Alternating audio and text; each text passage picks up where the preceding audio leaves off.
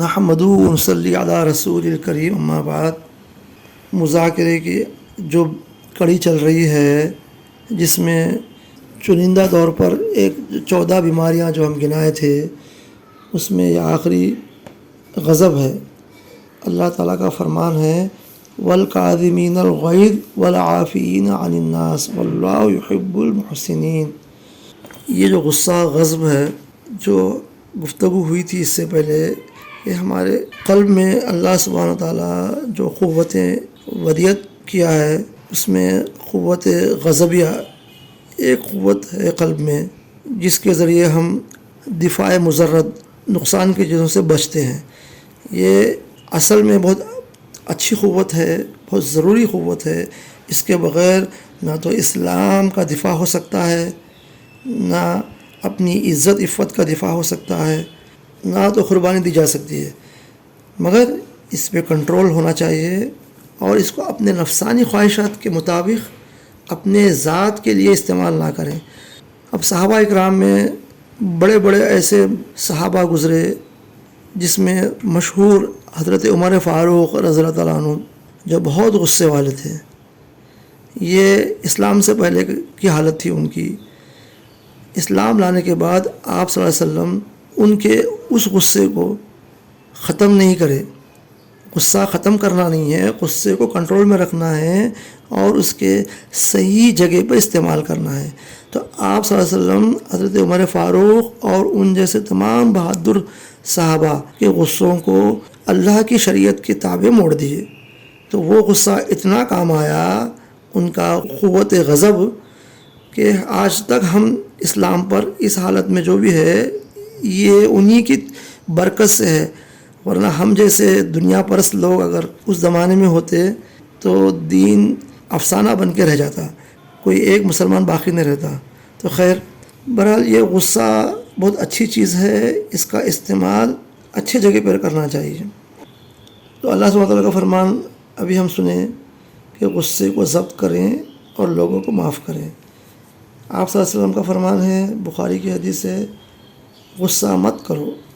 غصے کی حقیقت یہ ہے کہ خون دل میں بدلہ لینے کے لیے جوش مارتا۔ رسول اللہ صلی اللہ علیہ وسلم نے فرمایا بڑا پہلوان اور طاقتور وہ نہیں ہے جو لوگوں کو پچھاڑ دے، بلکہ طاقتور اور پہلوان وہ ہے جو غصے کے وقت اپنے نفس پر قابو رکھے۔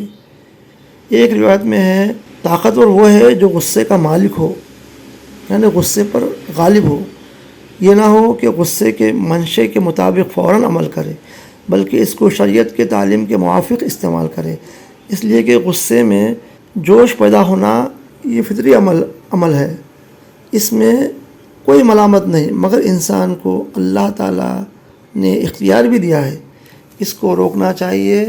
اسی روکنے کے اختیار کو نہ استعمال کرنا انسانیت کے خلاف ہے۔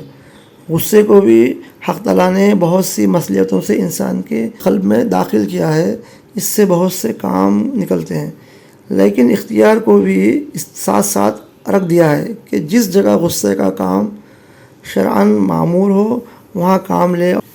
غصہ فی نفسی غیر اختیاری ہے لیکن اس کے تقاضے پر عمل کرنا اختیاری ہے، اس لیے اس کا ترک بھی اختیاری ہے، اور اختیاری کا علاج بجز استعمال اختیار کے کچھ نہیں، گو اس میں کچھ تکلف، مشق، تکلیف ہوتی ہو، اسی استعمال کے تکرار پر قائم رہنا اس کے تقاضے کو ضعیف کر دیتا ہے اور اس پر ترک میں زیادہ تکلف نہیں ہوتا۔ حدیث شریف میں ہے حاکم کو چاہیے کہ غصے کی حالت میں فیصلہ کبھی نہ کرے بلکہ اس وقت مقدمہ ملتوی کر دے اور تاریخ بڑھا دے۔ یہاں حاکم سے مراد وہ شخص ہے جس کی 2 آدمیوں پر حکومت ہو، اس میں معلم، استاد اور گھر کا مالک بھی شامل ہے۔ لہذا غصے میں بچوں یا دیگر ماتحتوں اور کمزوروں کو کسی جرم پر بھی سزا دینے میں جلدی نہ کرے بلکہ غصہ دور ہونے کے بعد سوچ سمجھ کر سزا دینی چاہیے، اور یاد رکھے جس حق کا مطالبہ کرنے والا کوئی نہ ہو اس کا مطالبہ اللہ تعالیٰ کی طرف سے ہوگا، یہاں تک کہ اگر کافر ذمی جو ٹیکس دے کر مسلمانوں کی حکومت میں ہے اس پر کوئی حاکم ظلم کرے تو حدیث میں آیا ہے اللہ تعالیٰ اور رسول اللہ صلی اللہ علیہ وسلم اس کی طرف سے مطالبہ کریں گے، لہذا سزا دینے کے وقت احتیاط لازم ہے۔ اگر طبعی طور پر غصہ زیادہ ہو اور ذرا سی بات پر حد سے زیادہ غصہ آ جاتا ہو، اس وقت عقل نہ رہتی ہو، تو جس پر غصہ کیا جائے بعد غصہ دور ہونے کے بعد مجمع میں اس کے سامنے ہاتھ جوڑیں، بلکہ اس کے جوتے اپنے سر پر رکھ لیں۔ ایک دو بار ایسا کرنے سے نفس کو عقل آ جائے گی، قول یا فعل میں ہرگز عجلت نہ کرے، بتکلف فارملی اس تقاضے کی مخالفت کرے۔ غصے میں ہم شریعت میں اس کی جو ممانعت آئی ہے اس کو ہم کسی وجہ سے بھول جاتے ہیں تو فوراً استغفار کریں، اور اگر کسی شخص کے حق میں زیادتی حدود شرعی سے ہو گیا ہو تو اس سے معاف کرائیں، زبان سے اعوذ باللہ پڑھیں۔ اگر کھڑے ہوں تو بیٹھ جائیں، اور جو بیٹھے ہوئے ہوں تو لیٹ جائیں، اور ٹھنڈے پانی سے وضو کر ڈالیں، ٹھنڈا پانی پی لیں، فوراً کسی کام میں لگ جائے۔